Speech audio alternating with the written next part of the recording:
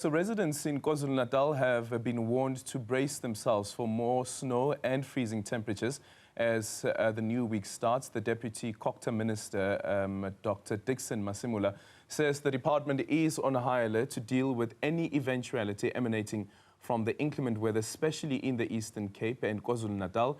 Is this normal to experience snow in spring? Joining me now is climate change researcher with the Stellenbosch University, Professor Midgley. Prof, a very good morning to you. Thank you so much for making time for us this morning.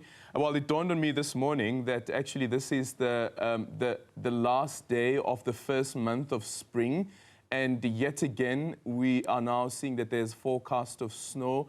How do we explain snow in spring? Well, thanks for having me, Aldrin. It's called weather. So weather is very variable, and people can often confuse climate and weather. Weather is something that happens from day to day, week to week. Climate is a long-term average. And while it's not, it depends what you call normal. It's slightly abnormal to be getting such cold temperatures at this time of the year, but it's not unprecedented. But there's certain things that are happening in our atmosphere which set up this kind of, these kinds of events. Yeah, and what would you say those are?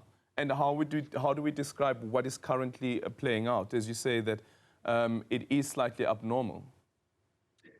Correct. Well, one abnormal thing or slightly out of normal thing that's happening right now, and I don't know if you covered it at all, but we're finding a much higher rainfall over the Sahel region in the northern tropical parts of Africa. And it's because the climate tropics, the intertropical convergence zone has moved about 2 degrees north of its normal position. And that, of course, brings rain much further north across the southern Sahara.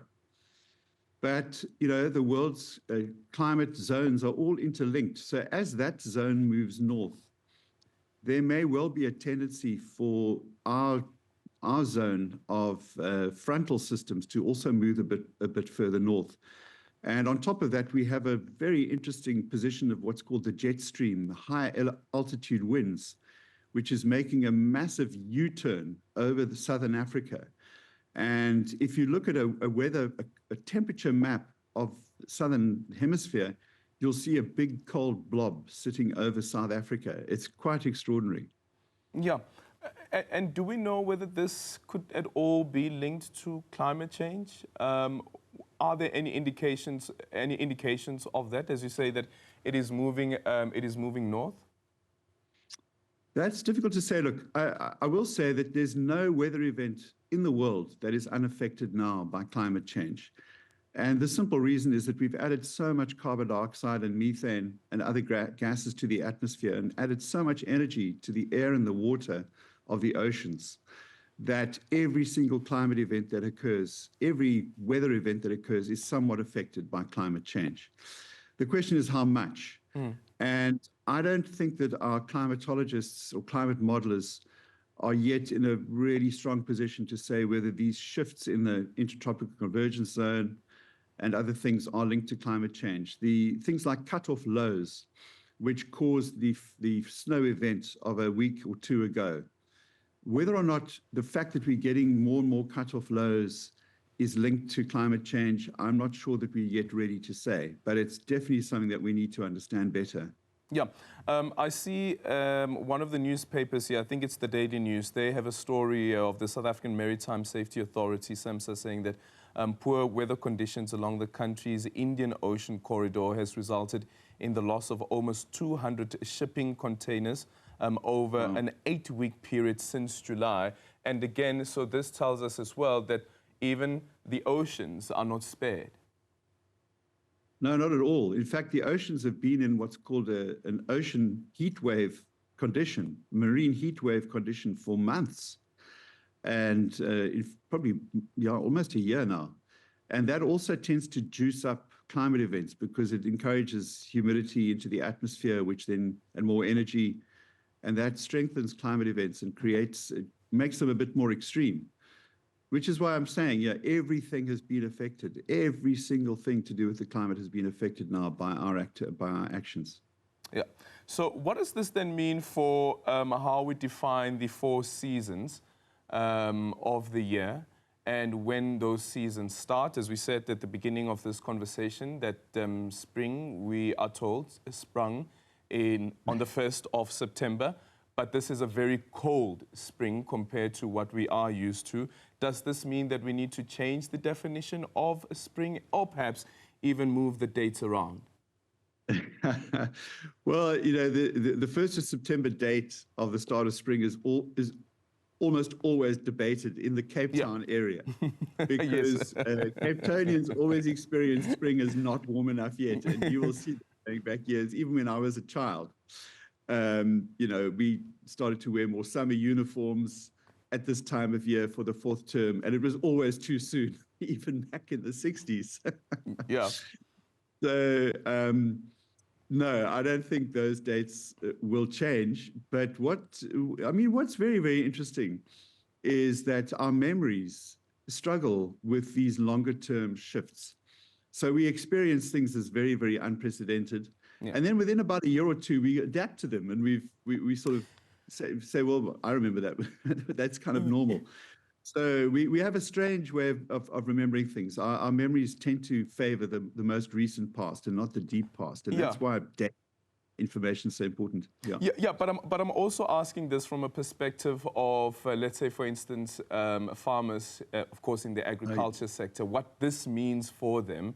And when to plant their crops. So, you know, of course, we've got the issue with the El Nino as well, but what this means for the farmers and what this means at a broader scale for food security.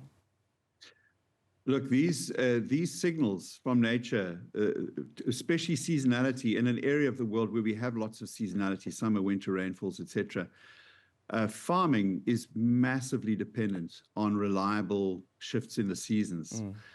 And when you're farming in an area, in a region like ours, where seasons are shifting, you've really got to know what you're doing, because you're placing a bet every single year.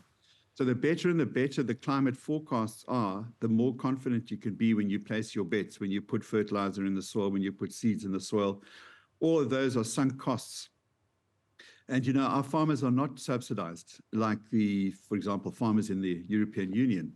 So they've got to sort out their own issues. And for example, in the Western Cape, farmers have spent several R100 million in the last 7 years on adding shade cloth on top of a lot of their orchards where the expensive export fruit are grown. And that's to protect them from hail and heat stress. So that is a climate adaptation that's currently going, that our farmers are doing. Very, very interesting. Yeah, and then, of course, that also has an influence on the cost. The cost of food, essentially. But in conclusion, Prof, so what happens after this cold spell? Is there any indication that this would be the last time that we speak about snow during this spring period, and we won't have a white Christmas in South Africa? I think a white Christmas is extremely unlikely. I think I'll put money on that. But whether or not, well, it's difficult. What's happening with the intertropical convergence zone is quite interesting. Is that going to revert? There's a massive cyclone at the moment off the coast of Taiwan. There's lots of really big flooding action in the southern US with a hurricane that's just pulled through there and caused 60 deaths, I think, in Tennessee or something. So the world's climate is on steroids, you know, and it's because of us, largely. Yeah. So it's very difficult to predict. But later this week should get warmer again towards the end of the week. I'm not a climatologist, so I'm not going to pretend to give you a weather prediction. But that's as far as I understand. And hopefully this is the last. But